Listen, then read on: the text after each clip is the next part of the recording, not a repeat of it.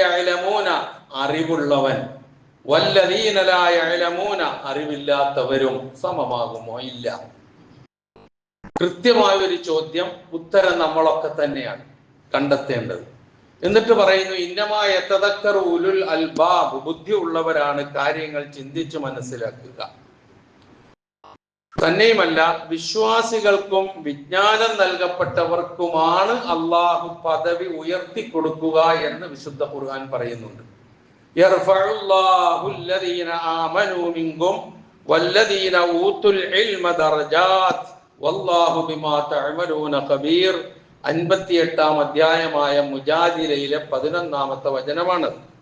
യർഫഉല്ലാഹു, അല്ലാഹു ഉയർത്തും, അല്ലദീന ആമനൂ മിൻകും നിങ്ങളിൽ നിന്ന് വിശ്വസിച്ചവർക്കും, വല്ലദീന ഊതുൽ ഇൽമ അറിവ് നൽകപ്പെട്ടവർക്കും, ഇൽമ നൽകപ്പെട്ടവർക്കും അല്ലാഹു ഉയർത്തും, ദറജാത്തിൻ പല പദവികൾ അല്ലാഹു ഉയർത്തും.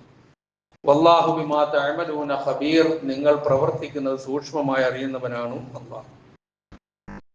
ഏത് തലത്തിലുള്ള അറിവ് നേടിയാലും അതിൽ അയാൾ ആലിമാണ്. അറബി ഭാഷയിൽ പറഞ്ഞാൽ അയാൾ അതിൽ ആലിമാണ്. ഇപ്പൊ നിയമത്തിലാണെങ്കിൽ അവനെ നിയമ പണ്ഡിതൻ എന്ന് നമ്മൾ സാധാരണ പറയും. ഭാഷയിലാണെങ്കിൽ ഭാഷാ പണ്ഡിതൻ എന്ന് പറയും. മതത്തിലാണെങ്കിൽ മതപണ്ഡിതൻ എന്ന് പറയും. ശാസ്ത്രത്തിലാണെങ്കിൽ ശാസ്ത്രജ്ഞൻ എന്ന് പറയും.